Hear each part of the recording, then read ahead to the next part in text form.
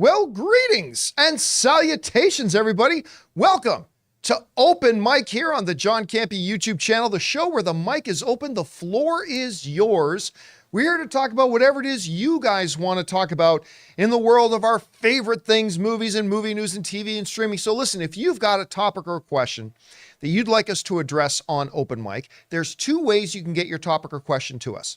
The first way is if you're watching the show on one of the 23 hours that we're not actually streaming live, you can go ahead and use our tip link. Go there anytime 24/7 at streamelements.com/JohnCampea/tip. You can send it in that way. Or if you're watching live, and hello to everybody who's watching live right now, you can use the super chat feature and send it in that way. And if your topic or question is appropriate for us to address here live on the show, unlike half the things that Ray wants to talk about, then we will go ahead and do that. Speaking of which, joining me in studio is Ray Ora. Hey. Right beside him is Jonathan Voico. What's going on? And by the way, we had a big company meeting earlier today. We were talking about future programming, and Ray put something forward. So starting next week, the newest show on the John Campea channel, Turtle Talk. All turtle, all the time. Hosted by Ray Ora. It's going to be a 7-hour daily live stream. Yep. Because we figure that's the only way. It's the only way. I don't know what to say today. They'll have enough time to answer all the questions. All the way up to Mutant Mayhem 2. That's right. Thank you to the sequel. And will there be a sequel? I don't know. We'll find out. But you know what? I'll tell you this. Ray and I are going to go see it tonight for a second time. Two time. We're going to go watch it again. I can't believe I liked it. Can't believe I'm stunned. I mean, we put out our out of the theater reaction to it. I am stunned. I actually really liked it. I don't think it's, going to be a top 10 greatest movie of the year. No. But I'd be lying to you if I didn't tell you I had a really good time watching this movie. And I'm actually really looking forward to going back and watching it again. So there. All right, listen. Before we get to your topics and questions that you guys have been sending in, something a little want to talk about here off the top. So, the Loki Season 2 trailer dropped this morning. And it gave us a firm release date. What was it, October 5th? Something like that? I think it was October 5th. It's October something. Guys in the live chat, correct me if I'm wrong there, but it's definitely October something. So 6th. It's the 6th. Okay, I was close. It's close. Now, look, I'm going to be honest with you. Loki might be my now third favorite MCU character. For the longest time, he was my second favorite MCU character. My favorite MCU character is Steve Rogers. That's my favorite character. Loki, played masterfully by Tom Hiddleston, who actually got the role because he went into audition for Thor. He almost got the Thor role over Chris Hemsworth. They gave it to Chris Hemsworth. They thought the two of them had great chemistry together. He became Loki, and the universe worked out the way it was supposed to because he's awesome as Loki. He was my second favorite. Then Ms. Marvel came out. I think Kamala Khan, Ms. Marvel, is now my second favorite MCU character, but Loki is still up there in the top 3. Love this character. So I was very excited when Loki Season 1 was coming out. And there are definitely a couple of episodes I thought were really good. But overall, I thought the Loki series was okay. I thought it was okay. I mean, it's not bad. Not like She-Hulk or Hawkeye or anything, but it was okay. It was all right. I enjoyed parts of it. Some episodes were pretty bad. Some things they didn't do well, some things they did do well, all that kind of stuff. So I've been really interested to see what they could do and what would they do with a season 2. So the trailer dropped today. And guys, I don't know if it's because of my general ho-hum attitude about season 1. Ho-hum's a little bit underselling. Like I said, I thought it was okay. I thought it was pretty good. But I don't know if it was my general lack of super excitement and enthusiasm for the results of season 1. But I watched this trailer and I gotta say, I didn't love it. I didn't love it. And is it just me? I'm pretty sure they didn't let Kang have any dialogue, right? I mean, I could be wrong, but I don't recall them. I think the very end, he says something on stage. Oh, did it? Because I know they showed the shot of him on stage. I could have swore. Now I have to But I can't remember if we actually heard him say anything. If anything, it was really just if anything, it was brief. It was like a mumbled word. Yeah. Like just one or two words. That's it. So you notice in this shot here that Jonathan's got up, they're putting a little bit of a Spider-Man Into the Spider-Verse glitching. Only he actually disappears. So although that visually looks really good, I Right. gotta say. And listen, of course, I'm super excited to see Owen Wilson because I love Owen Wilson. I even really liked him in Haunted Mansion that we just saw. I'm a big Owen Wilson fan. I have been, gosh, ever since Shanghai Noon. That's the first movie I recognized and really took notice of him was when he was with Jackie Chan in Shanghai Noon. Loved him in that. I've loved him ever since. You could make the argument that he's been playing the same character ever since. Oh, wow. Owen's playing Owen? Yeah. But you know what? I wow. don't care. Wow. But I love him. I love him playing that character, so I don't care. But yeah, I guess I didn't love it. Ray, you saw the trailer. I heard you watching it. I'm still confused. Yeah, but I don't know if you ever saw the first one. So. No, like I'm seriously confused by the trailer. I gotta wait for the first episode because I'm looking forward to it. My what I said before the show was I'm done getting super excited for Disney Plus series. So instead, We've just been let down too many times. yeah. So instead, I feel like my expectations are tempered. So I think this is going to be good. I don't think it's going to be amazing. I don't think it's turning around Disney Plus. So I thought Secret Invasion was good, but wasn't amazing. And I thought season 1 was good, right? The follow-up to that, it wasn't amazing. So I'm tempered. I'm looking forward to it, but I'm not like, this is going to be awesome. What did you think of the trailer itself, though? I thought the trailer was great. And I just, man, I love the look of the Time Authority, like the facility that's one thing. I The love the whole lighting, design of the it, design and of everything, the the show. aesthetic. Yeah, I love the aesthetic of the show. I can kind of get lost in that, and the acting's great. Will the story follow? I don't know. That's sort of like that's the cliffhanger, I guess. Is it going to be a good story? But all the other pieces are there. I did like seeing Ki-Hu Kwan Yeah. pop up in there. That was actually pretty good. Can it be fixed? No. Yeah. It doesn't happen. It's like, but we just saw it. It's like, I know. And now he can add an Emmy to his Oscar. Yeah. So guys, just in case you didn't notice, those of you who are watching live, I just put up a poll asking you guys, did you guys like the Loki season 2 trailer? I didn't hate it. So I wish I'd put a third option because I just put yes or no. Now, I wish I'd put a third option of, I'm kind of in the middle. Yeah. But I'm going to say overall, no. I didn't personally like it all that much, but I am in the minority because right now, 82%, 82% of you guys are saying that you did like the new trailer. Only 18% of you, I'm one of the 18%, I guess. Only 18% of you are saying that you didn't like it. So I'm in the minority here. Apparently, most people did like the trailer. And you know what? Maybe I would have liked it more if I liked season 1 more. Maybe this is a situation where I'm letting my overall feelings of the first season, which was, it's all right, kind of coloring my attitude about the trailer. I don't know. We'll have to wait and see. All right. Guys, with that down, let's do what we are here to do, which is to take your comments, theories, thoughts, opinions, questions about anything going on in the world of movies and entertainment. And we're going to start off with the people who used our tip link. So, Jonathan, what do we got up here first? All right. First up.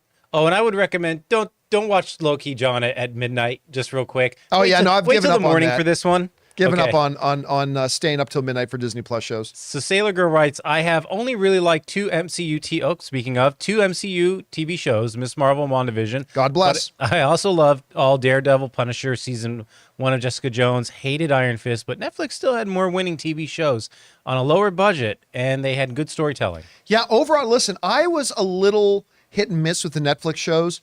Loved Daredevil seasons 1, 2, and 3. Loved Punisher season 1 and 2. And I thought what was the name of the team up? Jones? No, the team up show. Oh, Defenders. Defenders. I didn't mind Defenders. I thought Defenders was okay. Yeah. I did not like Jessica Jones season 1. I did not like Jessica Jones season 2. I didn't like Iron Fist seasons 1 or 2. I didn't like Luke Cage. Luke Cage started strong, right? Like the first half of Luke Cage season 1, when Mahershala Ali was in it with Cottonmouth, as every episode that Cottonmouth was in, the show was really humming. Then once Cottonmouth left the show, I just kind of felt like the energy of the That's show. how I felt too. Yeah, I just didn't like it after that. And then And Mike Coulter, who plays Luke Cage, he's great. Yeah, I great. love him in that role, but the writing let that show down. So, yeah, there were some seasons of Netflix's Marvel stuff that were really great, but almost an equal amount that weren't. But I'm with you on the Marvel Disney Plus stuff. There's only been 2 things that have been great, and that was Ms. Marvel and WandaVision. That's it. They've had a couple of things that were decent. Falcon Winter Soldier was decent. Loki season 1 was decent. And then you had stuff like Hawkeye, Moon Knight that were kind of disappointing. Then you had She-Hulk, which was just terrible. So yeah, it's a mixed bag right now. Yep. All right, what's next? Broadway Geeky writes, "Hey gang, with the popularity of Barbie, what is your favorite Margot Robbie movie? Mine is Mary Queen of Scots. I know I'm the odd one out since no one saw it, but I loved it." It's very good. It's very, very good. But it's not. My main answer is Wolf of Wall Street. Yeah, but that's not really a Margot Robbie No. movie. I like the Tanya movie. I was going to say, Tonya. I, Tonya is my favorite Margot Robbie movie. There you go. That nailed it. I think job, that was right? her first Academy Award nomination, was for I, Tonya. And the girl, I keep forgetting the woman's name, the actress from West Wing who played her mother. Yeah, I'm freezing on her name, but she won the Academy Award for Best Supporting Actress that year. Yeah. And we got Looking it up. that one dude who's now in everything. I can't remember. He was the guy who played the best friend of Bucky, because Bucky plays her husband in it. And then he had his best friend, and I forget the actor's name. But at any rate, I, Tonya is Margot Robbie's best movie. Allison, thank you, Chad. Allison Janney. Allison Janney, thank you so much, who was also awesome on West Wing.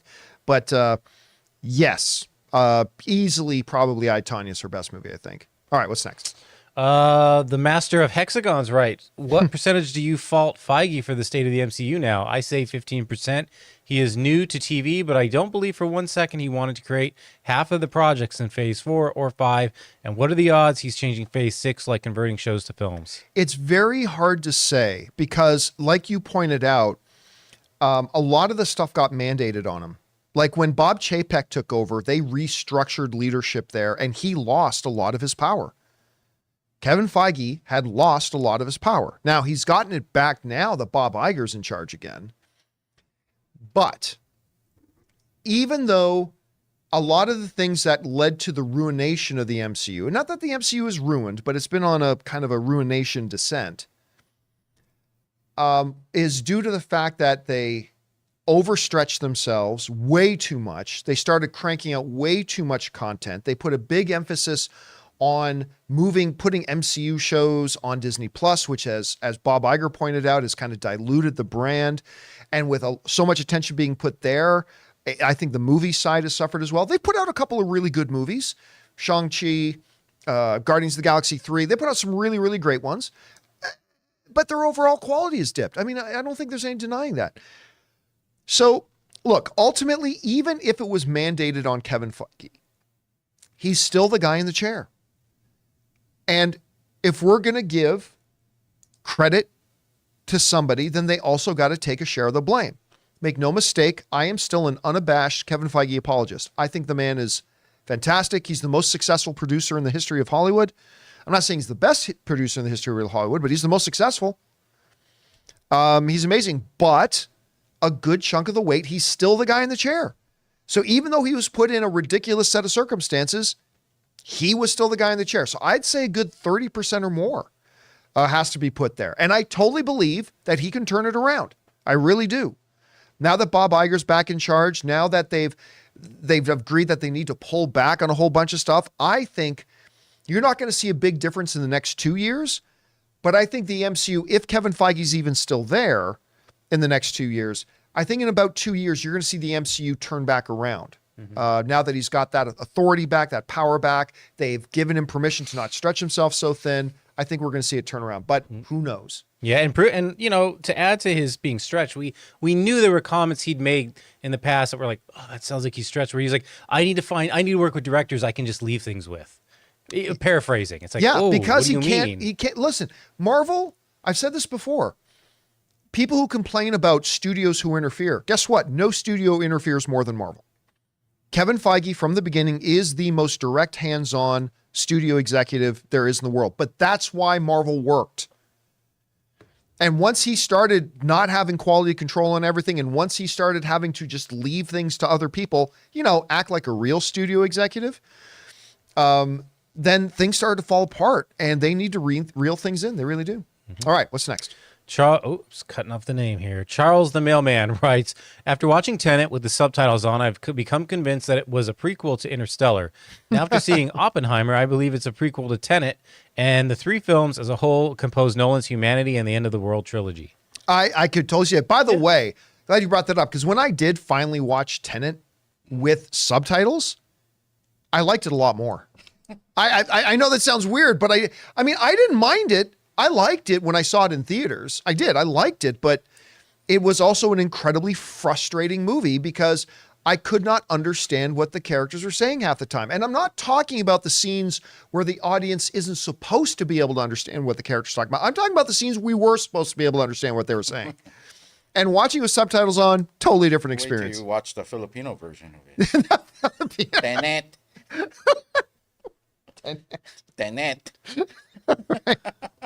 Well, quickly moving on from that. What's next? A Silver 88 writes, hey, crew, I'm catching the shows while visiting family all over El Salvador. Nice. Movie fandom is strong here, and Barbenheimer has really blown up this week. Pun intended. Waiting to see Oppenheimer on 70mm IMAX when I get back soon. Already have my ticket. I mean, it is crazy. I'll be honest with you. I watched Tenet, and it was a non-70mm IMAX screen. And I never once thought, man, I need to see this on the 70mm IMAX screen. I listen, I've never understood, and this is not me attacking anybody who prefers it this way. We all have preferences, right? I'm just saying I've personally never understood the infatuation some people have with the 70mm IMAX. Now, there's some things, absolutely, particularly like nature stuff. I remember I used to go to the IMAX thing, and they would put these nature documentaries on there shot with these IMAX cameras, and like that's an incredible experience. It really is. But I just don't see that big of a difference. I remember, look, one of the other best IMAX experiences I had was watching the very opening scene of The Dark Knight in IMAX 70mm.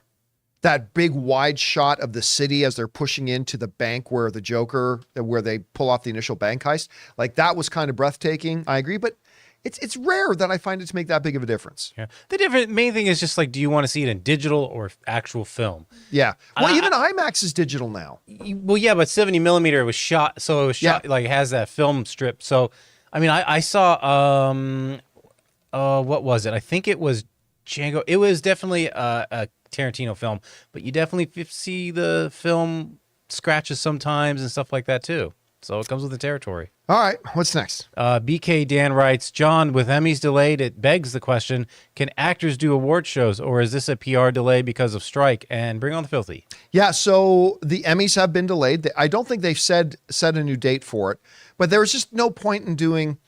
I mean, we talked about the chances of it before. We talked about here are the things that could happen that would allow it to move forward. But I mean, what's really the point of having the Emmys if the actors can't be there to accept awards and if the writers can't be there to accept awards? And so the answer to your question is, I don't believe, no, actors can't go to the awards ceremony. Not because of the ceremony. They can't go because they're broadcast on AMPTP networks. And the actors are striking against the AMPTP. So I can't remember what network the Emmys is supposed to be on, but let's, for argument's sake, say it was ABC. I'm pretty sure it's not, but let's say it was. There's nothing prohibiting actors from going to a ceremony. If they were just doing a non-broadcast ceremony in some hotel, the actors could go, they could accept their awards, all that kind of stuff. But if it's an ABC production, well, ABC is an AMPTP signatory. And the actors are striking against the AMPTP. So yeah, no, the actors couldn't be there. So again, hopefully this, for everybody involved, hopefully the strike ends sooner rather than later. NBC and Peacock. So it's NBC. Okay. Yeah. So and NBC and Peacock are both AMPTP signatories, so they can't appear on it. All right, what's next? Okay, we got Seth Bain, who writes, TMNT Mutant Mayhem is the first of the 7 theatrically released Ninja Turtle films to be considered fresh on Rotten Tomatoes. Really? I didn't realize that the other ones had been... You know what? I don't care what they say. That first live action one, that Michael Bay produced. I like that one. I like that movie. And that was another one that I didn't think was going to be any good. But I actually ended up... The second one where Stephen Amell played... what's the character with the hockey mask? Casey Jones. Casey Jones. It wasn't Stephen Amell's fault, but that movie was really, really bad. What's this critic rating right now on... last we checked, wasn't it at 90 something or 80? High 80s or... Yeah. It's not 97 still. 97%. How many reviews in?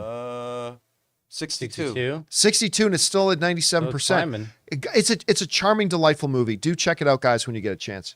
All right, what's next? All right, we've got Luis Cortez, part 1. In a recent interview, Christopher Nolan was asked if he would direct Star Wars. His response was a brief pause, then said, pass. I think he wants to do one, but it's the same as Bond. He wants to write his own story with full control. With the recent struggles in Star Wars, would you give him that power? In my opinion, he's the best director working today, and I think no other director today can attract as many people as he can to the theaters. Thanks for everything you guys do. No. The answer to that question is no. The problem with the most recent Star Wars is the fact that there was no coherent plan.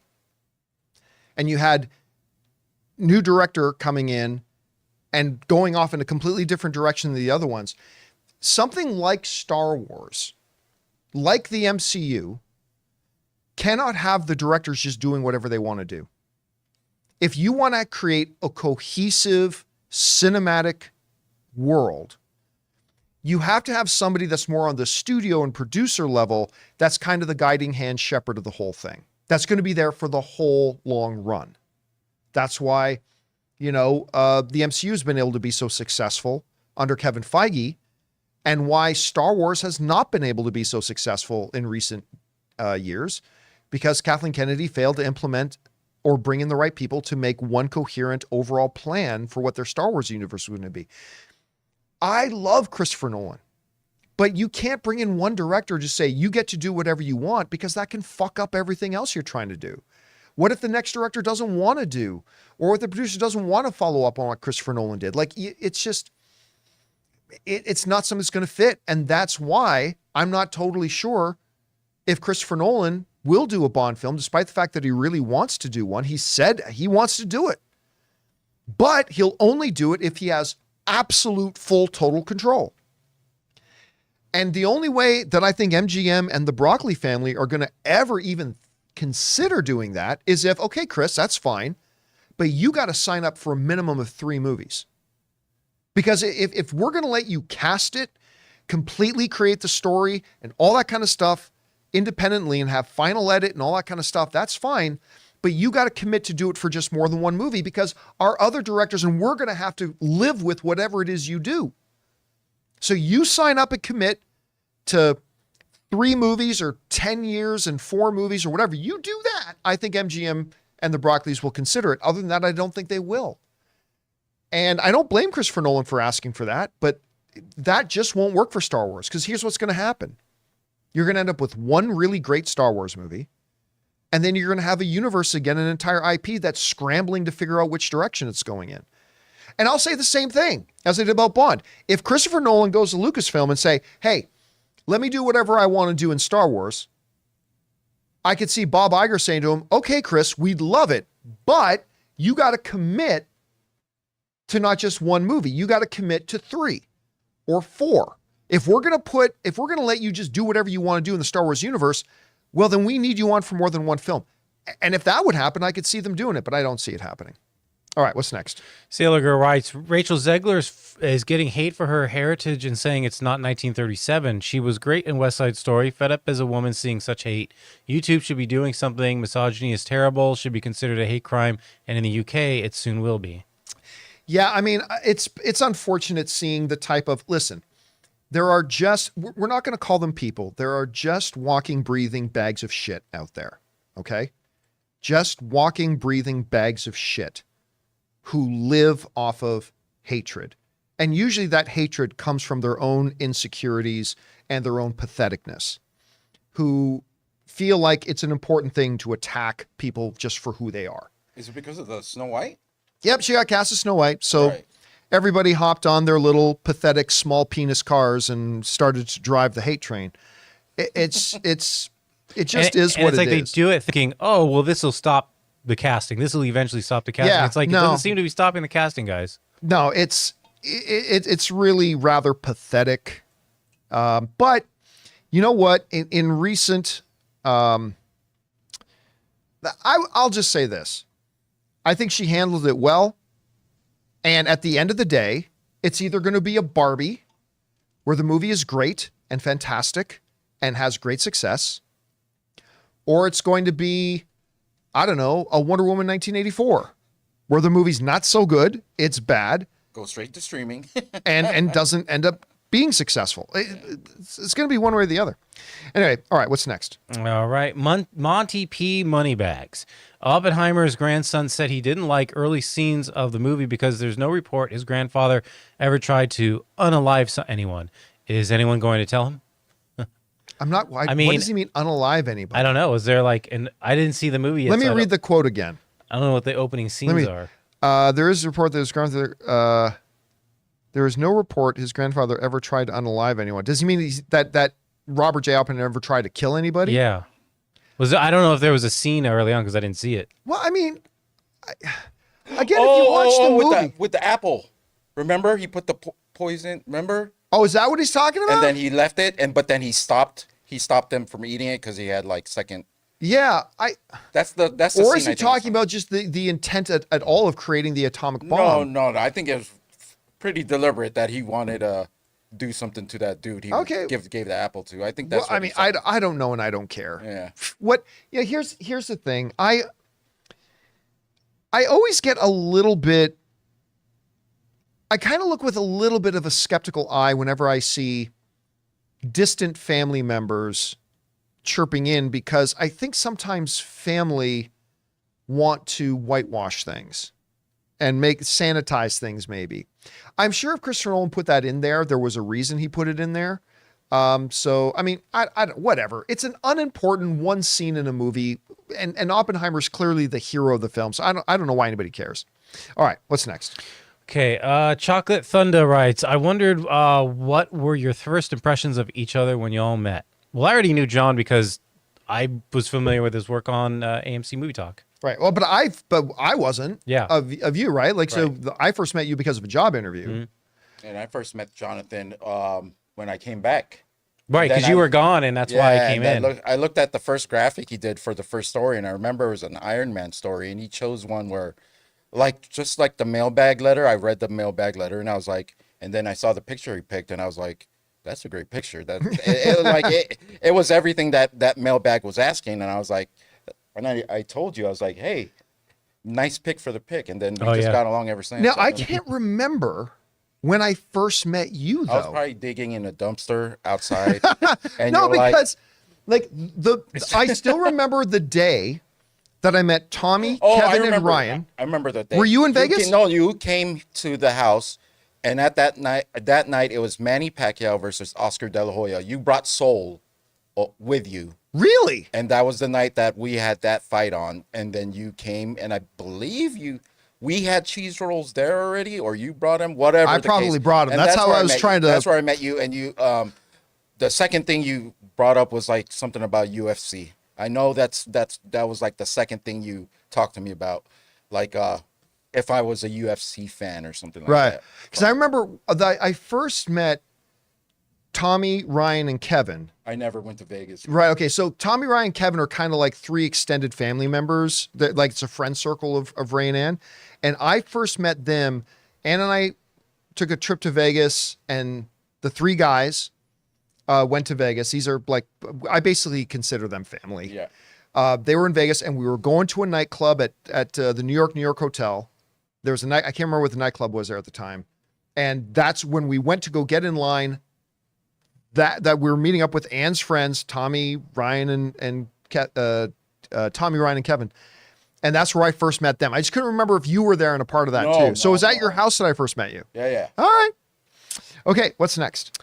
The Real Ray. Oh, they reported that Taylor Swift fans caused a 2.3 earthquake in the Seattle concert. I'm fairly alarmed since I live very close to the stadium in LA. Yeah, but it would be super localized to the stadium area. Yeah, no. See, it's not that they created an earthquake. Yeah. What happened was you know how sometimes you can be in a stadium and like fans start stomping their feet and you just boom, and you could feel the stadium shake. They just said the amount of shake that it caused in the stadium would have been equivalent to a 2.3 earthquake. They did not cause a 2.3 Richter You aren't going scale to feel earthquake. it no matter how close you are to the stadium. Yeah, no, you wouldn't have felt it, and it wouldn't damage your house. Yeah. The worst case scenario is the stadium comes crashing down, but they're built to withstand that. Yeah. You just file a lawsuit with every single Swiftie. With every Swiftie in the world. All right, what's next? BK Dan writes, John, with the WGA on strike since May, how could Glover have been tasked to write the Lando series? Or do you think he and the agents agreed before the strike? Oh, yeah, it's clear the deal would have been done like a long time ago. Yeah. It's just that I think it was Deadline that broke the story. It's just that Deadline, they now found out about it. So because the writers, even under the writer's strike, writers can't make deals. Not only can they not write, they can't make deals when they're in strike. So that means this deal would have been made months ago. Listen, guys, I try to tell you guys all the time, whenever you hear about a casting or whenever you hear about a director signing on or whenever you hear about a writer signing on, not every time, but the vast majority of the times, the actual deal got made months before we ever found out about it, right? So, so the reality is that deal was done before the WGA strike started again. Good question. All right, what's next? Chloe writes, a good moment at work. Natalie Portman came in with her family shopping when she asked me if we had an item in stock. It was at the Star Wars figures. Padme figure would you have seen if she would have autographed one? I did not, for respect of her privacy.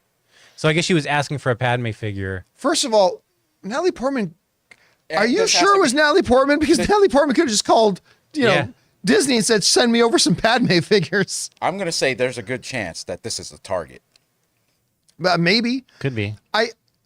Okay, so I think Jonathan's right. I think what you were asking was, had I been there and got that figure, would I have asked her to autograph it? No.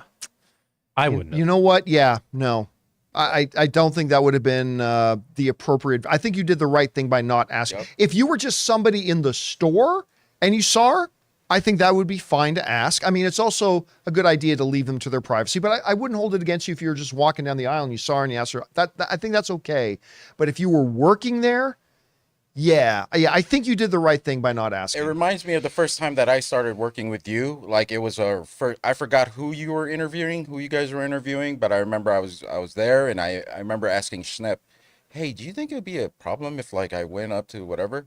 And he told me all the things that you can and you can't do. Yeah, don't do it. There's ethics that come with this job, and then that I lived by that the rest of the time. The number one thing that I know celebrities hate the most and that I see fans do all the time, but this is understood as the number one thing you don't do, but people do it all the time.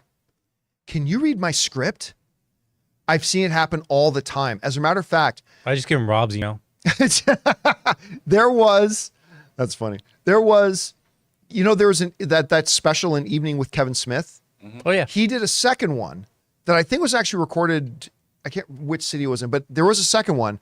And during the audience Q&A thing, guy got up to the microphone and asked Kevin Smith if he would read his script. And the whole, like everybody understands you don't do that. The whole audience booed. Like the whole stadium just boo that the guy would even ask. Just something you don't do.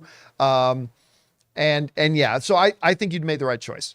All right, what's next? Okay, we got Gabriel who writes, the only reason I binged Suits this year is because randomly out of nowhere, my YouTube Shorts algorithm kept pushing all the highlights for weeks, and I finally gave in. I wonder if this had something or had some influence or any influence on why the show started trending. Well, I think the show started trending, causing people looking up Shorts, which started pushing it up on the YouTube algorithm to start pushing it out. So I actually think it was, it's a little bit of a chicken and the egg thing, but I think probably the trending power of as the show started to spike and interest in the show started to spike, I think that caused the YouTube algorithm to start pushing it out more, which then became a cyclical thing, right? So more people saw it on YouTube, so maybe they thought to go check it out.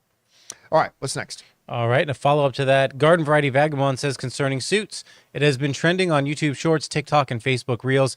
Little quick witty spots. Maybe they're pushing things out. I don't know. Well, no, I mean, the same thing. Honestly, if you go to my YouTube feed, like not lately, but for about 2 months straight, it was just packed with Battlestar Galactica stuff. shorts, show clips, all this kind of stuff, just packed with Battlestar Galactica stuff. So I think it's more of the fact that it's right now the number one show in the world. 4 years after cancellation, it is by far the number one show in the world right now. So that's probably has more to do with it than anything else. All right, what's next? Mad Chad writes, John, although my son and I enjoyed Haunted Mansion, it had a very rough weekend.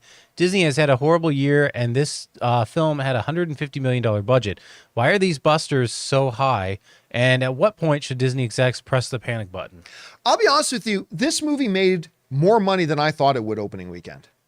I mean, when I read that it made 24 million, I was like, really? Because I have not had 1 ounce of interest in this movie. And it ended up being pretty okay. It's an all right movie. I would not try to dissuade anybody from seeing it. It's a pretty charming little film. Unfortunately, it's going to get lost in the shuffle with the Barbie wave still going on and then everything else. I'll be honest with you, I don't know that even if Barbie and Oppenheimer weren't out right now, I don't think it makes any more money. I really don't. I was surprised how much it made. But this movie never looked good. The trailers were never good. It never looked that appealing. They certainly failed to win me over with the marketing. I mean, the movie itself won me over a little bit, but the marketing for the movie itself wasn't all that great. And I'll tell you this too. I don't know if it's true that this movie cost 150 million to make. I don't know that that information is true. I don't know that it's not true. I'm just saying I don't know if it's true. If it is true, I don't see where $150 million was. That's a movie that probably should have cost, from just eyeballing it, $80 million. That should have been an $80 million movie. I just don't see where there was 150. Yeah, there was some visual effects, but I mean, it was basically a couple of sets. And by the way, none of the characters are big A-list stars. But it was real ghosts, though. Oh, and that's expensive. Yeah. That's right. Getting the real ghosts, that gets expensive. All right, what's next? Sticks and Stones with a $20 tip. Thank you, Sticks and Stones. Saw Insidious: The Red Door. I'm a huge fan of Patrick Wilson and Ed Warren and good Aussie Kid Leo Whannell. Directorial debut for Wilson, and I got to say, I love this movie. A few spots that didn't feel horror, but were story building. Overall, 8 out of 10. I'm glad you enjoyed it. It's just one of those movies to me that just didn't interest me, and it didn't look good to me, and I skipped it. I didn't see it. I'm a big fan of Patrick Wilson, though. Oh, yeah, I do love Patrick Wilson. Yeah, he's great. But nothing about it. Look, we literally, you, me, and Ann, I remember once from the trailer, we literally laughed at the trailer. Oh, yeah, I it was the whole time. Not a good trailer at all. And so I love that you loved it. That's great. I'm just saying it's a movie that didn't interest me, so I didn't bother seeing it. All right, what's next? All right, then Sticks and Stones follows up, and I realize that Insidious is not Ed and Lorraine Warren, just adding that to the list as why I like Patrick Wilson. Yeah, because he's not that character. He can go and do that movie, and then he can go and be, one of the kings of the ocean in Aquaman. This is just a guy who can do a lot. Or I think he's fantastic. In Moonfall. Oh, that's right. He could be in He can Moonfall. go and fight the moon. Patrick Wilson does no wrong. No wrong. The movie's bad, but Patrick Wilson is never He's bad. perfect. Yep. All right, what's next? Immature Child of God writes, I don't get Rotten Tomato critic scores. I get one critic because you can determine whether or not you value their opinion. I get mass audience score because it's simply probability. What a few hundred critics or less say seems pointless in comparison, yet it's what we all look at. Let me read that last line again. Put that up. I want to read this again. What a few hundred critics or less say is pointless. I completely disagree. It's the reason why, look, when I'm going to get a new piece of technology, right? Because you guys know I'm a huge tech head. I love my tech. When I'm going to go get a new piece of tech, there are a couple things I look at. 3 things in particular. I look at the marketing of the tech. What does the company that's made this tech say about it? I look at what have consumers who have actually used it saying about it. And then I look at what do the tech pundits say about it. When you cross compare that and juxtapose that to the movie world, well, what does the company say about their own product? That's the trailers and marketing of movies, right? So I look at that. I look at what do the general consumers, what are they saying about it? That's like looking at Rotten Tomatoes audience score. But I will say, give a lot more weight to what Marquise Brownlee, MKBHD, Linus, Unbox Therapy. I will give a lot more weight, I will give a lot more weight to what they say, not because they're better, but because these are individuals who for a living do nothing but engage with, test, use technology, period, all the time. That's what they do. They know the technology better than the average people who use the technology. So while I listen to what the studio says in their marketing, and I absolutely want to hear what other moviegoers are saying, I also give a lot of weight to the people who literally watch 10 times more movies than most average people. Right? So I that's why you talk about the MTV Movie Awards, I think they're completely fucking butt-ass useless, because I don't care what somebody votes for best movie of the year when they themselves only watched 6 movies this year. I don't give a shit what that person thinks is the best movie of the year. They've only watched 6 movies this year. Which is why they're not our sponsor. Which is why they... Shoot. Never mind. No story to tell here. No story to tell here. But, I mean, that's the same thing with movie reviews. Like, I want to hear what that's why I listen to all 3. I listen to what the studio says. I listen to what things, and they offer different things. But I do give personally more weight to the opinions from people who literally watch 10 to 20 times more movies than the average audience goer does. And that's why I look at them separately. I give different weight to each of them. I look for different things in each of them, but I do look for all 3 things. Unless I say, you probably, at least if you're not a bad consumer, you probably aren't going to go and buy a $30,000 car or drop $20,000 on a new car if you don't go and read what Car and Driver says about it with the various experts who engage and use cars more than anybody else. You're going to go and listen to what they have to say. You make up your own mind, 100% for sure. But in going through the process of making up your own mind, you're absolutely going to go and listen to what the car people say about it, right? So it's 3 separate, and for their own individual reasons, 3 important things. What is the studio saying about it with their marketing? What does the audience say about it? And what do the critics say about it? And that's why I think all 3 are really valuable. All right, what's next? Password is password. MI7 is a disappointment after multiple weeks of losing to the Sound of Freedom, and now it can't hold off Haunted Mansion. Let's not make excuses for MI7 because nobody did that for Fast X. You just made fun of it, and MI7 won't come close to Fast X box office. No, and by the way, Mission Impossible 7's kicked the shit out of Sound of Freedom or Insidious or any of the other movies. It's made like 4 times the amount of money, so don't go there. Look, it's... I told people Mission Impossible would not be a $1 billion movie. Only because, not because I didn't think it was going to be great. I think the movie's awesome. It's fantastic. It's one of my favorites of the year. It's in my top 5 favorite movies of the year right now. I love that movie. But none of the Mission Impossible movies have ever gotten super close to $1 billion. And I didn't see any reason to believe that this one would be any different. Now, I still expected it would be more successful than it is right now.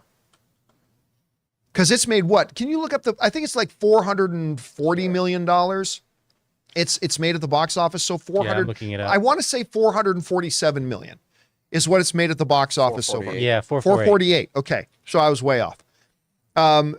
It's made $448 million at the box office after 3 weekends, which, hey, listen again.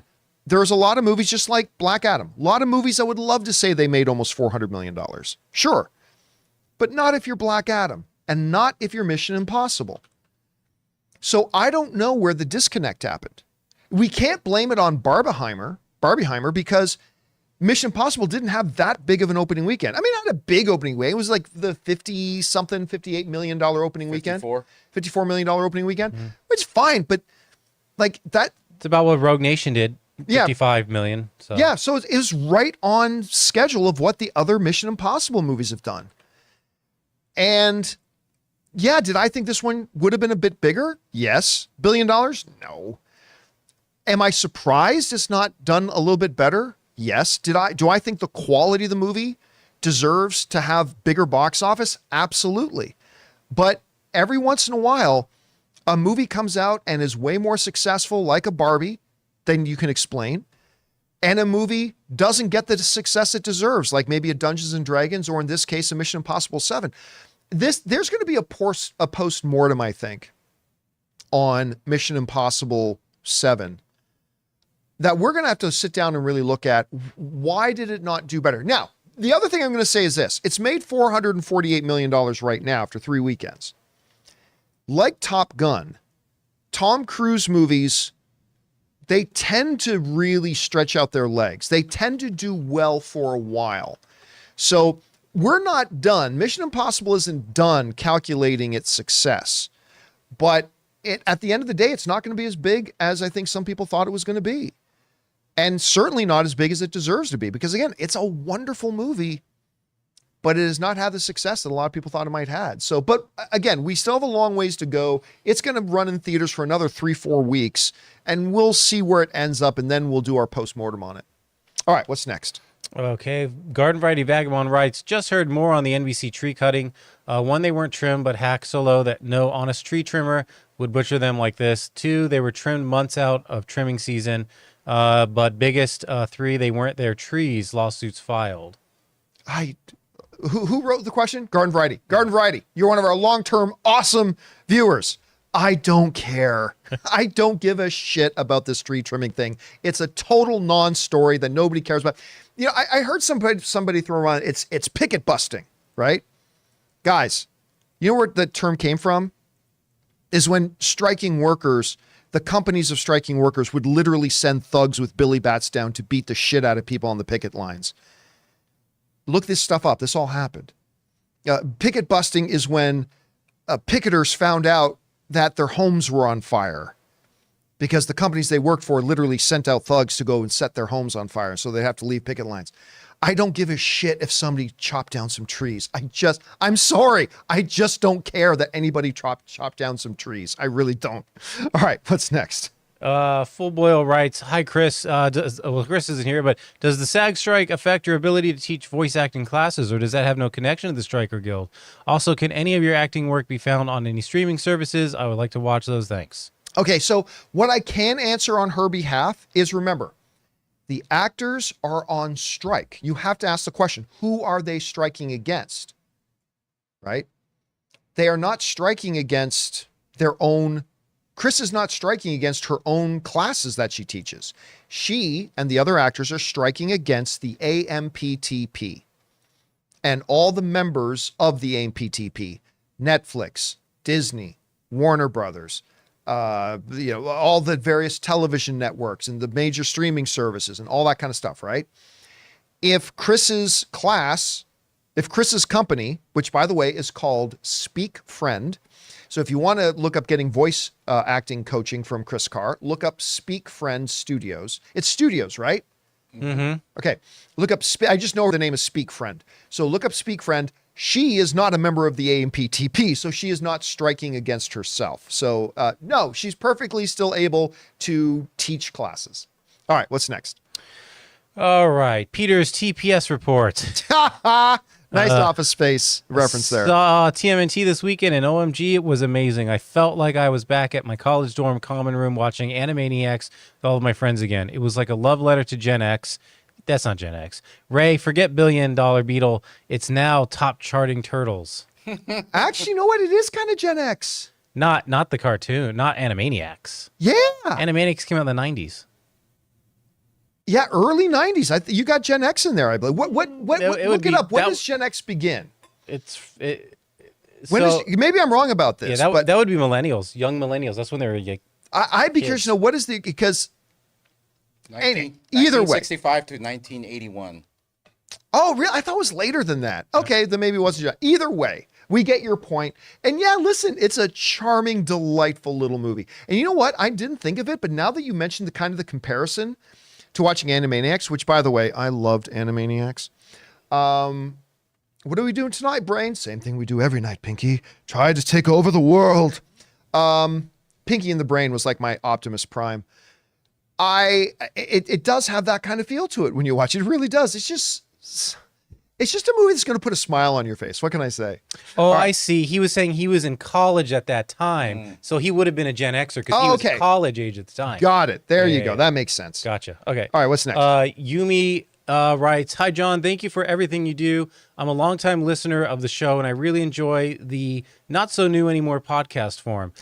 Keep doing what you're doing and bring on the filthy." Thank you so much, Yumi. I really appreciate that. It's been an exciting time around here. We're not going to say who, but we've had a couple of great new, actually just today, I found out about 2 great new sponsors that are signing up. One actually signed their deal today. One is a deal is coming, and that's all cool.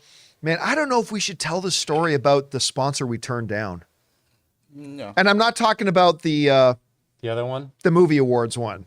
You know the one I'm thinking about, right? Think Nap Time. Oh, yeah. Yeah. Yeah, no. I don't think. No, you're not going to. Let's just say we had a company approach us that if I said the name, you would instantly know who and what they are. Oh, God. Yes. Now it just rung a bell. Yeah. Okay. Man, I'm like, how do you not remember this? Yeah. And like Jonathan, who handles all of our sponsors, he came to me and said, "Hey, John, we just got a sponsorship offer from blank." Yeah. And we all just said, like, oh, no. You know what's funny? I was watching another YouTuber later that day, and he was saying, so the title of his video was, "We turned down this sponsor." And they had gotten the same one. They probably are the same, agency as us. So Yeah.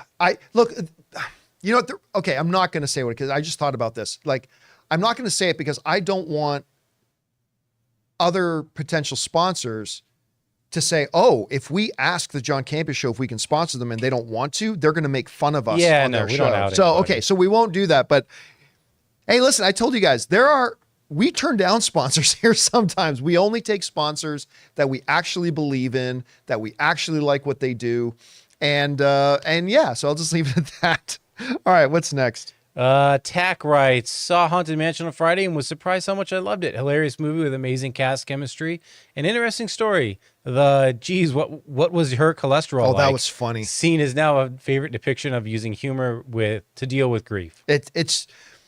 I won't go into the context of the scene, so it's not spoiling anything, but that was a really funny moment. That was a great scene. Again, I'm not going to sit here and say I loved Haunted Mansion, but it suffices to say it was a much better movie than I was expecting.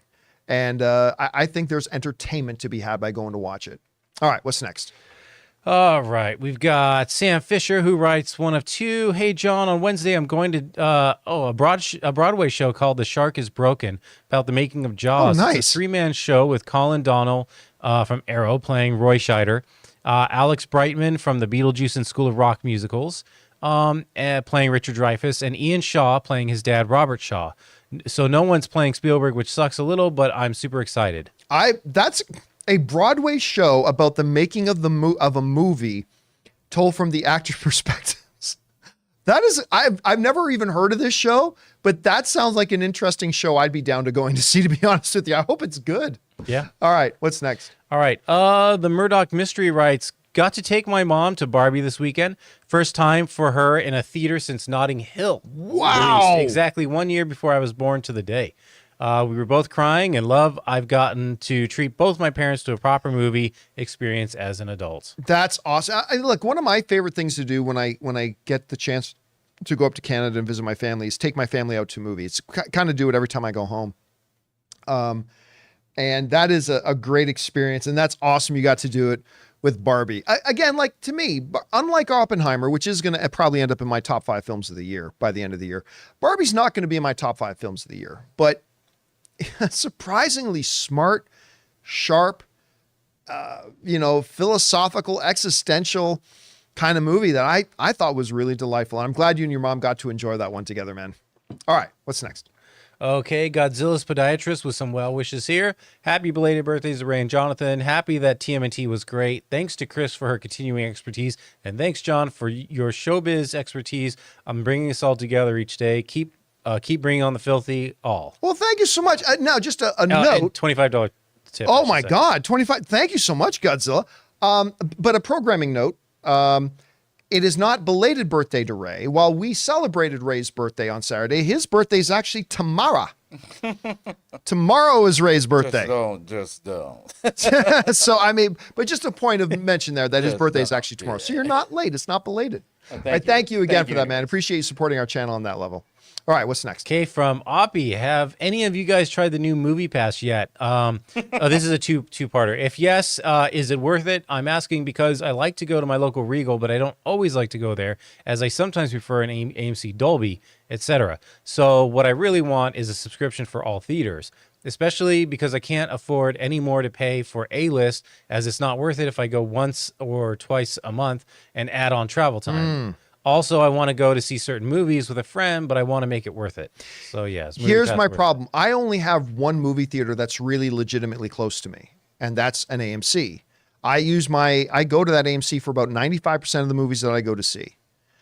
So I have not had, and nor do I really have the opportunity to test out, but I am very curious for the new ownership and see how they do with the new structure to see if it works. But I unfortunately can't really give any input on that. His situation sounds perfect for MoviePass, to be honest. Yeah. If it works at the theaters he mentioned, like that's where the big hiccup is. I don't want him going to get MoviePass and then going to AMC and they don't accept it. That would be the worst thing ever. So I can't say from experience, but his situation does sound like it's perfect. MoviePass. Yeah, you sound like the ideal person that they made MoviePass for. The other option is, of course, just get Regal's Regal Unlimited pass. It's not quite as good as A-List. No, it's the second best one out there. It's not as good as A-List, but it still will save you a ton of money if you use it. It's just the big difference between Regal Unlimited, as far as I can tell, Regal Unlimited and AMC A-List is the fact that if you want to go see a movie in 3D or in one of their premium screens, then you also have to pay like a $3 upcharge or something like that. With AMC A-List, you can see it in a regular theater, in an IMAX, in an AMC Prime, a 3D movie, and it's all included. So that's the other big difference. Yeah.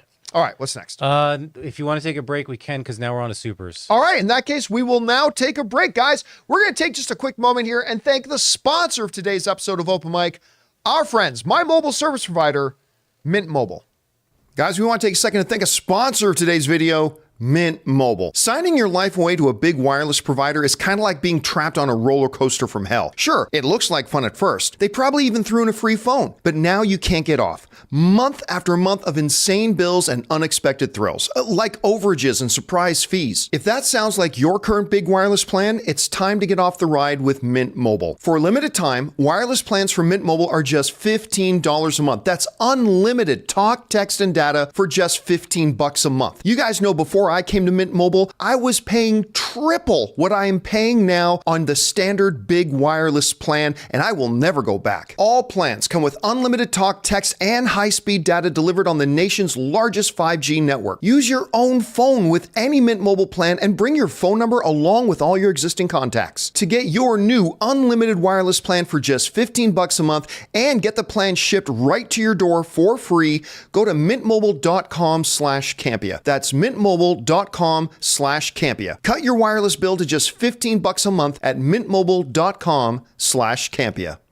And thank you to our friends at Mint Mobile for sponsoring the John Campea Show and all of our channel. By the way, guys, absolutely make sure you go. If you don't use Mint Mobile, you are just throwing money away every month. Go and check them out. All right.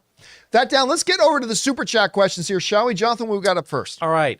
First up, we've got Aiden Foley writes, now official Five Nights at Freddy's rated PG-13. Surprising, but not terribly surprising. I mean, there's a lot we talked about this before. There's a lot you can do that's gory or whatever and still be PG-13. There's a lot you can do in PG-13. If they're not going to be killing a lot of children brutally with blood gushing, then I think they'll be okay. But I don't know. Ever since they announced that they're releasing it in theaters and on Peacock day and date, I've kind of lost all my faith in the movie, to be honest with you. But I'm still curious to see it. What's next? All right. Joe Adonis T writes, hey, John, and Ray. I have a documentary recommendation for you, Glitch, the rise and fall of HQ Trivia on Max. HQ Trivia was a game changer back then. Did you participate back then? And did. I got close. I got within 2 questions once. Did you? And then I gave up after that. Does it still exist or did it die? That I don't know. I just gave up. So, but like for a moment in time, it became like one of the biggest things, right? It was this year. I never participated myself, but Ann did, and she did pretty well in it. She never won, obviously, but I had no idea there was a documentary about it. I'm gonna have to check it out. Thank you for putting that on my radar. All right, what's next? Mike Goldberg writes, rest in peace, Pee-wee. We'll miss ya, spleen. Again, it was so surprising to hear that.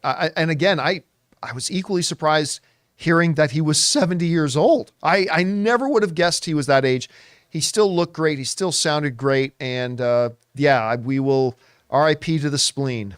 All right, what's next? Okay, we've got Matt saw TMNT on Saturday. I had a really fun time watching it, and I want to know John and Ray's favorite character in the movie besides Superfly. Mine was Donatello. It's hard not to love Superfly, man. Yeah, Superfly was probably my favorite character in the movie. Other than that, Splinter. I mean, there is a 70s dad looking Splinter in this movie that is really funny.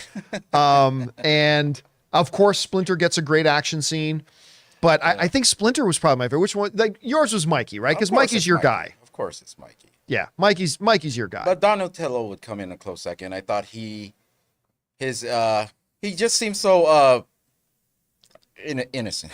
Leo was great too. Yeah. I mean, they were all great. It was wonderful. Yeah. But But Superfly and Splinter. That's who you're seeing this movie. Superfly, Escape of Superfly is so good. All right, what's next?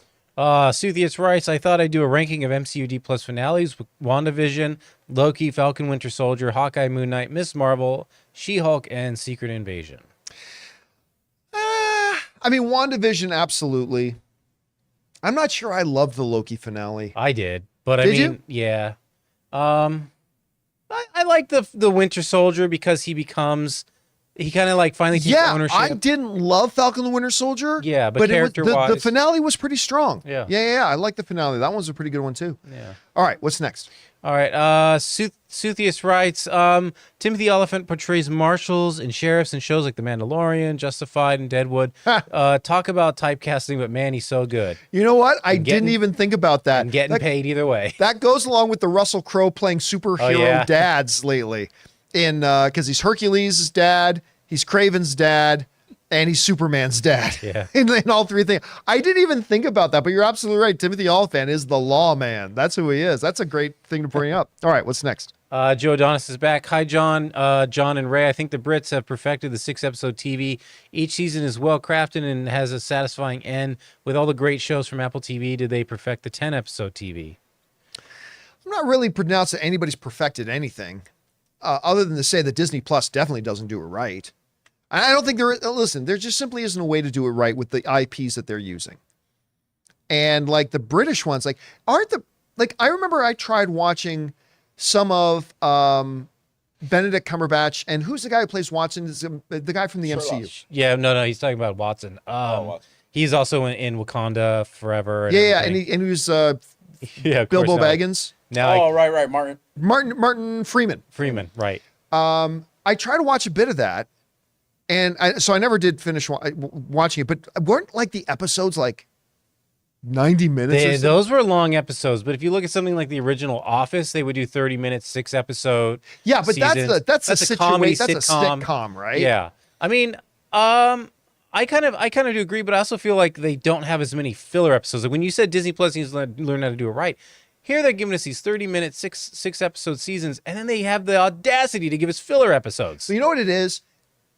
They know how to write movies. Yeah. And they're still writing stories that are for movies and then diluting them, stretching them out, making them go over and giving these really unsatisfying 30-minute episodes. It's just, yeah, they've just done it so wrong in so many ways. Anyway, all right, what's next? Fanimator writes, after Barbie, Mattel announced Mark Forster, Christopher Robin, A Man Called Otto, is directing a Thomas and Friends film that will be a live-action animation hybrid, like the show's old seasons. Thoughts? I have not heard that that's official, but I will say this. A Thomas the Train Engine has literally, they've been talking about doing a movie of that ever since I was at AMC. I still remember doing AMC Movie Talk and covering that as a story. So if they've now got the confidence to try it, but here's the thing that they're going to discover, and this is the same thing Nintendo's going to discover. Just because it worked for Barbie does not mean it's going to work for their other stuff. Just because it worked for Mario does not mean it's going to work for their other stuff. I mean, because there's only one Barbie and there's only one Mario. So I don't blame them for wanting to take a swing. It's not as big as a franchise or whatever brand name that as Barbie, but I'm still looking forward to that Barney. Oh, the movie Barney, with, Daniel Kaluuya's it just producing. seems really interesting. They said it's going to feel like an A24 movie. Yeah. Which it's like, okay. Listen, if you want to see the best Barney movie, it's called Death to Smoochie with Robin Williams and who played the Hulk? Oh yeah, Edward Norton. Edward Norton. Death to Smoochie, Robin Williams, Edward Norton. Don't pay any attention to what the reviews say about it. It's fucking awesome. It's so good. Go watch Death In to Smoochie. retrospect, people ended up, it became a cult classic. It did. It became a great cult classic. Go watch it. All right, what's next? Jacob Leaf writes, I did a quintuple feature yesterday to kick, so is that 5? Yeah, quintuple feature yesterday to kick off my vacation. It was amazing. I saw Barbie, Haunted Mansion, MI7, Indiana Jones, and Talk to Me. Yeah, the only one of that Wow. I haven't seen is Talk to Me. I know Anne wants to see it, so maybe I will. I'm still not sure I'm going to watch it, but Anne wants to see it, so maybe I will at some point. But that sounds like a fun time at the movies, That's man. a long that's a day. full day. That Must is have been at a Cinemark to be that comfortable. with the table, That's right. the Those nice chairs, the reasonably priced concessions. the blanket availability. All right, what's next? Christopher Brickner writes, Elemental is the best box office multiplier for Pixar since Toy Story 1 and will soon pass 400 million total. Double its budget. It is the reverse Flash as Great Legs saved Elemental from disaster. I don't know what you mean by best multiplier. I don't know how you're Pixar, applying yeah, that I don't term. know Yeah, it still hasn't made money though. That's the thing. It's doubled its budget, but when you figure in like $100 million marketing budget, and then you take what's Ray, bring up a calculator quick. What's 400 minus 33%? 400 minus 33%. Yeah. Okay. So Where's my calculator?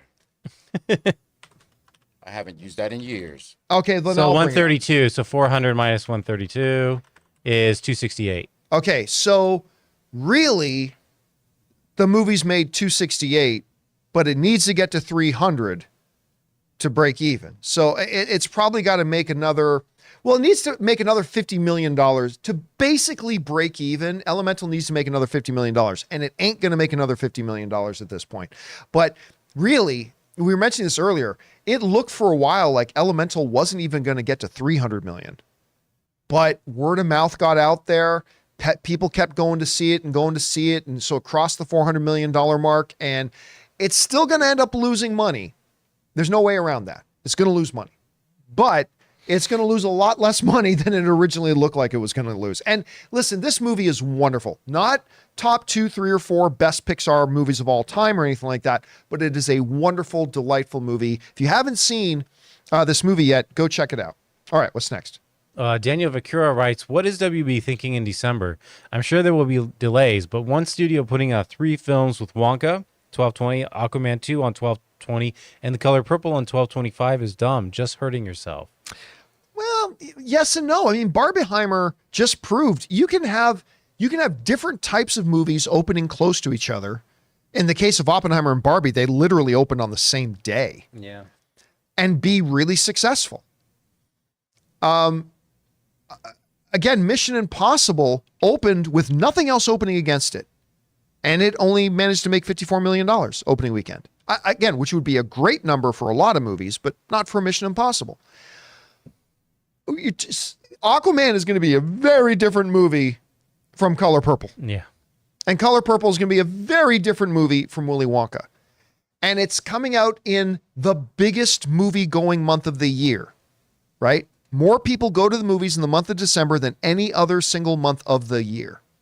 So there is a lot of business to go around. Now, I think you're right. I suspect that Warner Brothers will move one of those out. I don't know which one, and I don't know move to where. But if they don't, I think they can be just fine. I really honestly do. Like, given what we know and given what we understand about the month of December, I think it could be just fine. So we'll see. All right, what's next?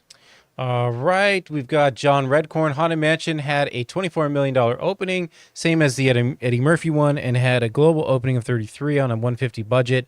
Another box office disaster for Disney. Yeah, I'll be honest with you. I don't know what they were thinking about even making this movie. I mean, I did tell you day one that they announced this thing. I'm like, really? Nobody asked for this. I have not once heard anybody say, you know what we really need? Somebody to take another crack at Haunted Mansion. That's what we need. Listen, I get thousands of messages from film fans every day. I don't remember one of them saying that. I honestly do not know what they were thinking in making this movie in the first place. I could have told you there's no way that movie's going to break even. So, yeah, it is what it is. All right, what's next? We've got Raymond Verrata. Have you seen They Clone Tyrone? I can't say how, but somebody let me watch that movie a while ago, and it's really good. I couldn't even tell what is it, Netflix or is it one of the Netflix? Watch it. It's really fun. John Boyega, great in it. Jamie Foxx steals the show. It's clever. It's got a little bit of a Attack the Block feel to it. Again, it's not. I'm not saying it's just like Attack the Block, but when you're watching, it's got that feel to it. It's got that and a what's the Hot Fuzz? For me, it's got a little bit of a DNA feel of Simon Pegg's Hot Fuzz and a little bit of John Boyega's other film Attack the Block to it. So yeah. All right, what's next? All right, we got Rob Battenbat. Gotta say how happy I am for Margot Robbie. After a string of flops, she finally is going to have a $1 billion film. Cheers for my favorite Aussie. I can't remember which day we did it, Ray. If you remember, let me see if I can find it here. Oh, her opening, her. Yeah, Margot we Robbie had opening. this chart. That's not it. That's not it. I'm going to look at the 26th. No, I can't find it anywhere. See if you can find it. Tell me which day it was, Ray, that we did that one with Margot Robbie, showing all of her recent films. I think it was probably longer ago than see if you can find out which day it was in and let me know, and I'll pull it up. But like the last 5 or 6, Margot Robbie, she's absolutely one of the best actresses in the world. She's got Oscar nominations. She's going to win an Oscar at some point. She's a marvelous talent. And she can lead a movie, but she is not what you would call a big box office draw. Granted, I don't know there's more than 2 or 3 performers you can say that about anymore that are actually on their own. Their name brings in big box office. I don't know that there are more than 2 or 3 of those, but yeah, she's done a number of movies recently. Her last 5, and none of them have done really well at the box office. Like none of them.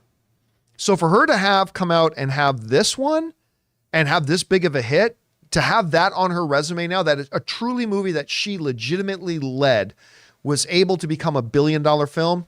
That's going to be really good for her moving forward. Mm-hmm. All right. And actually, I was looking at these release dates, and actually, Wonka comes out a week before Aquaman, and Aquaman comes out a week before Color Purple. So there is a week gap between each one. Yeah, there's July there's 24th. Yeah. July 24th Yeah. is the day that we had it. Let me see if I can find it. Robbie's. No, I see the Barbie graphic, but I don't see the. You don't see the Robbie's. Oh, there it is. Okay, yeah, bring this up, Jonathan, All right.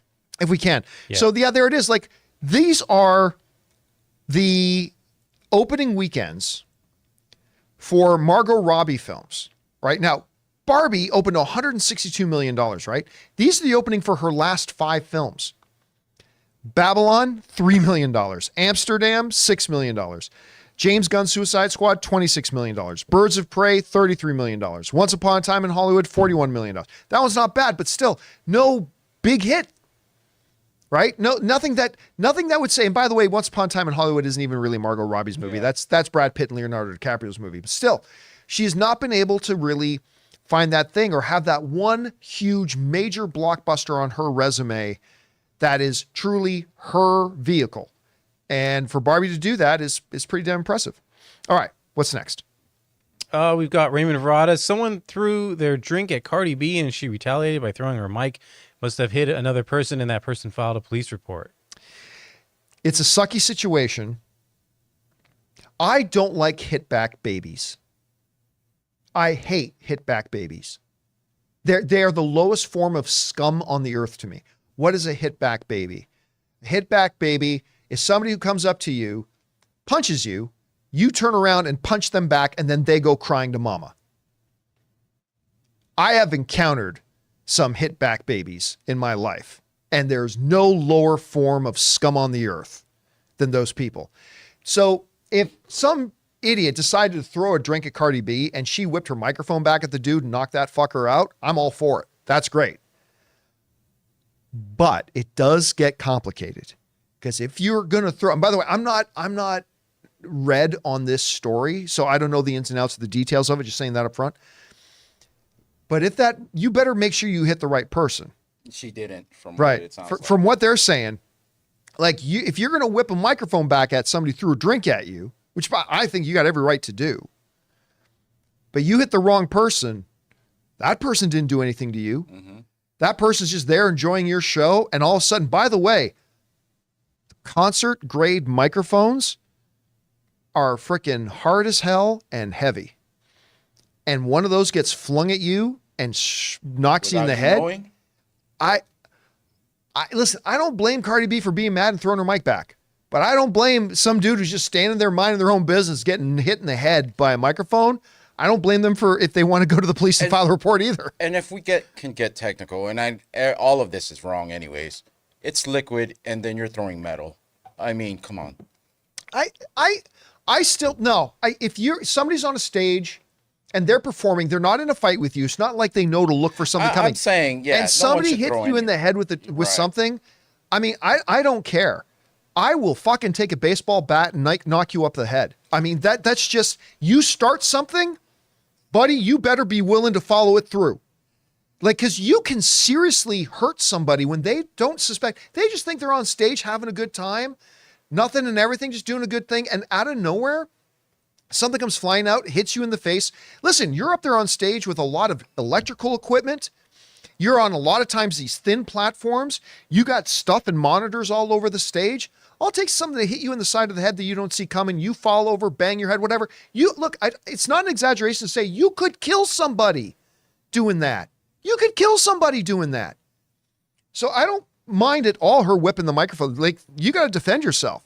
And you better not be a fucking punchback baby if it happens. But you hit the wrong person, I can see that person being very upset and wanting to file a police report. I totally get it. It's a sucky situation. But whoever threw that drink in the first place, should be curb stomped, should have their balls curb stomped. Like, because that's just bullshit. Like, somebody's not in a fight with you. They don't even see something coming. You decide to sucker something at them. Fuck you, man. All right. What's next? Kevin Rubio writes, John, Barbie is a phenomenon because it's speaking to 50% of an audience that is rarely gets spoken to in such honest, relatable manner, and they're coming back to share that experience with others. I agree with that. I don't believe that it's only speaking to 50% of the audience. Like, I think watched it's speaking that to movie. all of them. I watched that movie as a guy, and it has a lot to say. And it wasn't just to 50% of the audience. Now, yeah, listen, there's a scene in this movie with America Ferrera. It's the main scene of the movie. The main turning point of the movie is the scene with America Ferrera giving this exposition, giving this speech to Barbie, right? And it's the entire movie kind of hinges on the speech. And I think it's an incredibly insightful thing, but it mostly targeted women, but I found the movie as a whole spoke to men as well. And it is a surprisingly, I'm going to say this, it's a surprisingly balanced movie. And I look, is it primarily a female target? Sure, primarily, but it was surprisingly balanced out too. And I felt like it was speaking to me too, in a lot of it. But listen, I'll also say this. There have been a lot of movies that have tried to speak to women, right? There have been movies that come out and try to speak to women or try to speak to issues, but that has not made those movies hits. There's another level here, because if Barbie just sucked, I don't think we would have seen a second weekend make $93 million. But the reality is there's an incredible quality to it as well. Great writing, great characters, great philosophy. I mean, it's just, they do a really, really good job. So is that part of it, Kev? I would say it's a part of it, but I wouldn't limit it by saying it only speaks to women, because I didn't find that to be the case. That's just me. All right, what's next? You could say it brings the pink out in everybody. It brings, everybody's got something pink in their shed. Fangblaze71 says, I'm starting to think after Endgame, Kevin Feige was the one who got replaced by Skrull. Apparently the Super Skrull fight was all his idea. Again, it's the one thing, I got all the respect in the world for Kevin Feige. He's a cinematic hero to me.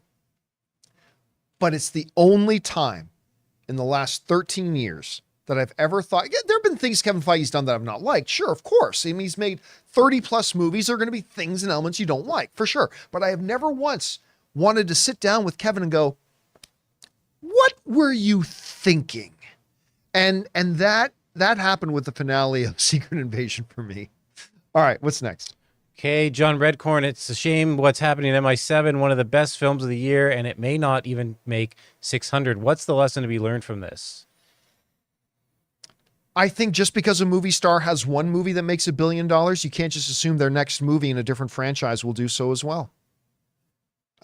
And again, we talked about this every time MI7 came up before it released in theaters, was that, listen, guys, no Mission Impossible movie's ever made $1 billion. I mean, I was expecting bigger success for MI7 because I thought the Mission Impossible, I thought Top Gun's success would lead to more buoyancy for Mission Impossible 7. I still didn't think it would get to $1 billion, but yeah, I agree. It doesn't look like it's going to hit 600 million, but again, don't count out Tom Cruise movies' legs because they tend to appeal to a more mature, older audience. And more mature, older audiences, and Top Gun showed this, don't necessarily feel the need to rush out to see movies on their opening week or two. They'll go to see it on week 4 or 5 or 6, right? Like we saw that happen with Top Gun. I'm not saying that's going to happen with Mission Impossible 7. I'm just saying don't count that out yet. All right, what's next? Okay, Dylan Fernando writes, Warner Brothers releases Wonka on December 15th, Aquaman December 20, Color Purple on 25th. Do you think one will move? I don't. I think it's perfectly spaced. I wouldn't be surprised if one did. If one does, I think it'll be Aquaman. Because we're hearing that movie's a complete mess right now. Yeah. Again, and that's not coming from Gus's, oh, I have a source. No, this was coming from like Variety that was writing that. So if one of them moves, it'll probably be Aquaman. All right, what's next? Duck writes, how do you all feel about Robert Eggers? I love The Witch and really like The Northman recently. I loved The Witch. I loved The Northman. I still don't know what the hell The Lighthouse was. I still have no idea. I still kind of like it though. I love the performance and the visuals. The performances are incredible. Yeah. Right? Yeah. The style, they did like a 4:3 aspect ratio. They did it in black and white. It's artistically really appealing. The performances by Robert Pattinson and William Dafoe were phenomenal. Yeah. I'm not about to write an essay on it though. Yeah. But the thing is, I walked out of that. I still remember I did like an out theater. I'm like, I don't know what the F I just saw. I still to this day have no idea what that movie is. But there's something oddly appealing about, but listen, The Witch I thought was fantastic. Northman, fantastic.